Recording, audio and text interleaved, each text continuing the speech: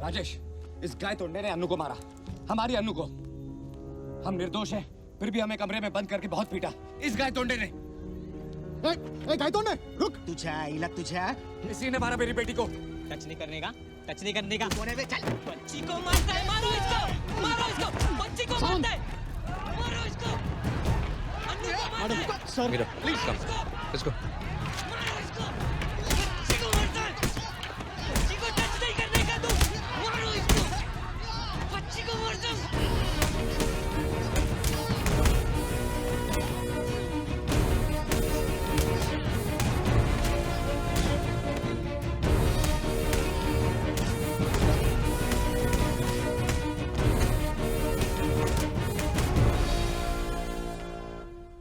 गोवा की आईजी मीरा देशमुख के बेटे सैम देशमुख के लापता होने के केस में पुलिस ने विजय साड़गांवकर और उसके परिवार पर बेकसूर होने के बावजूद जिस बेरहमी से अत्याचार किए हैं उसके खिलाफ पूरे देश में प्रक्षोभ का माहौल है। इस घटना के बाद कोंडली पुलिस स्टेशन के सब इंस्पेक्टर गायतोंडे को सस्पेंड कर दिया गया है और मामले की आगे जांच के आदेश दिए गए हैं। सीनियर डीएसपी और इस केस पर काम कर रहे सभी अधिकारियों की कॉल कर दी है और डीजीपी ने आईजी मीरा देशमुख को अनिवार्य छुट्टी पर भेज दिया है। एक जनहित याचिका में फैसला देते हुए कोर्ट ने ये आदेश दिया है कि इस मामले में अगर पुलिस को विजय साड़गांवकर या उसकी फैमिली से किसी भी तरह की पूछताछ करनी है तो उन्हें पहले कोर्ट से इजाजत लेनी होगी। विजय,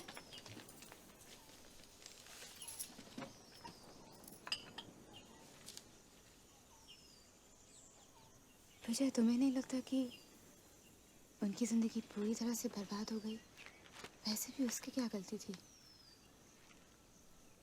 आईजी होने के साथ साथ वो एक माँ भी तो थी। ऐसा लग रहा है कि जुर्म हमने किया और सजा उन्हें भुगतनी पड़ रही है।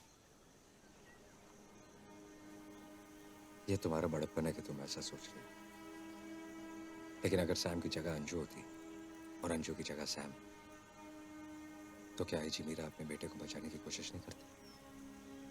जरूर करती। इसमें कुछ भी सही या गलत नहीं है।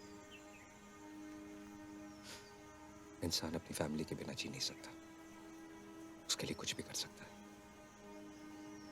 चाहे दुनिया उसे मतलब ही कहे या खुद कर्ज। इस हादसे को भूल जाना ही हमारे लिए बेहतर है। विजय, तुमने वो लाश उस गड्ढे से कब निकाली? जब मैं सैम की कार को ठिकाने लगाकर वापस आया रविवार रात को। और कहाँ दफनाई?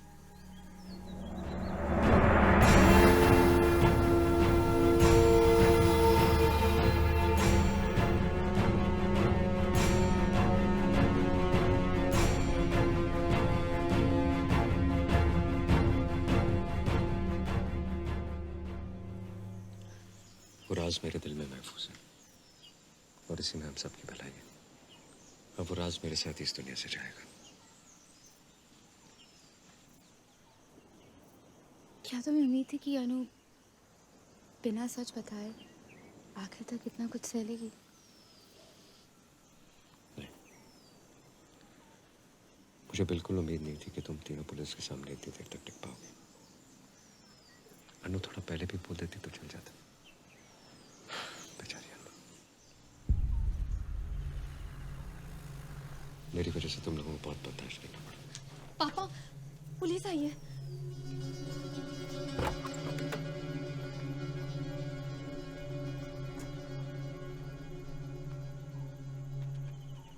अब क्यों आए हो यहाँ?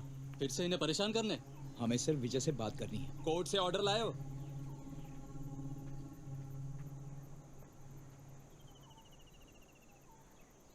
क्या चल रहा है विजय? क्या नहीं, तुम लोग जाओ, मैं कपड़े बदल कर रहा था।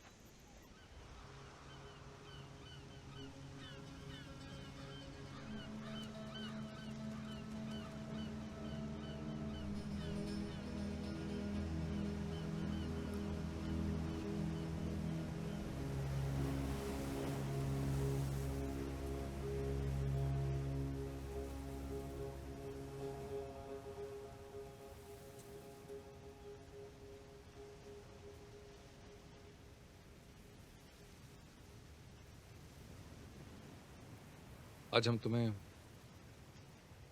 आईजी, पुलिस या बिजनेसमैन नहीं, बल्कि एक माँ और बाप की हैसियत से मिलने आए। जब माँ और बाप बनने की उम्मीद छोड़ दी थी हमने, तो अचानक हमें एक बेटा हुआ, एक लौता बेटा था। शायद इसीलिए हमने उसे इतने लाड़ प्यार के साथ बड़ा किया कि आज हमें पछतावा हो रहा है।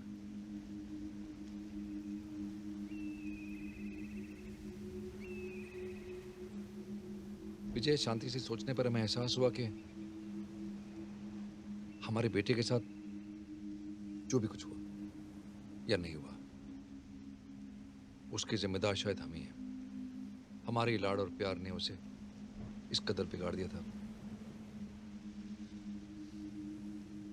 इसलिए भी हम तुमसे मिलना चाहते थे। जाने अनजाने में हमने तुम्हें और तुम्हारी फैमिली को बहुत तकलीफ पहुंचाई। सॉरी, हमें माफ कर दो। तुमसे माफी मांग। हम लोग ये देश छोड़ के जा रहे हैं लंदन, इनके भाई के पास रहने। लेकिन जाने से पहले विजय, हमें बस इतना बता दो कि हमारे सैम के साथ हुआ क्या है।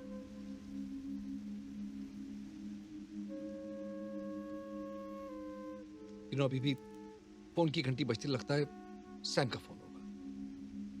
डोरबेल बजती है तो लगता है दरवाजे के बाहर सैम खड़ा है।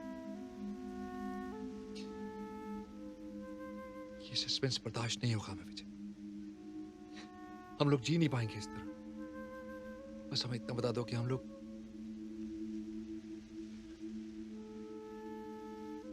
सैम का इंतजार करें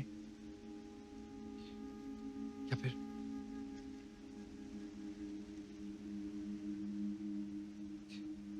That's all.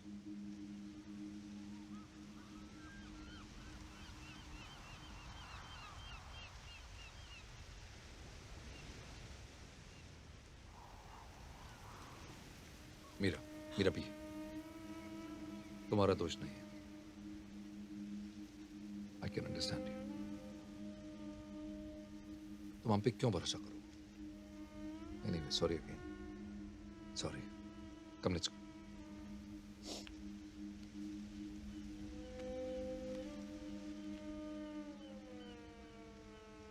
Meera, let's go. हमें भी माफ कर दीजिए।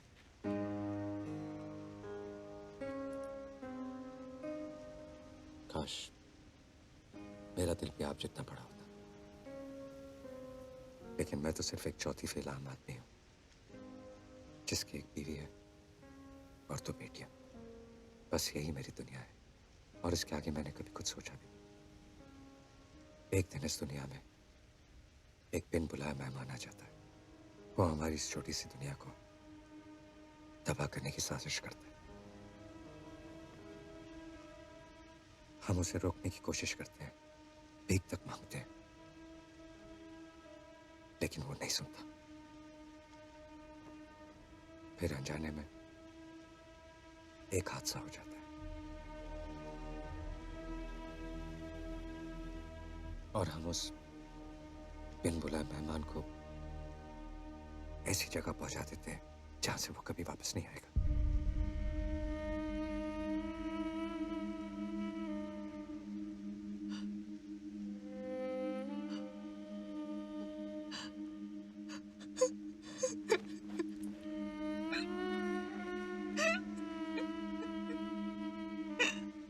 हमने आपको दुनिया का सबसे बड़ा दर्द पहुंचाया,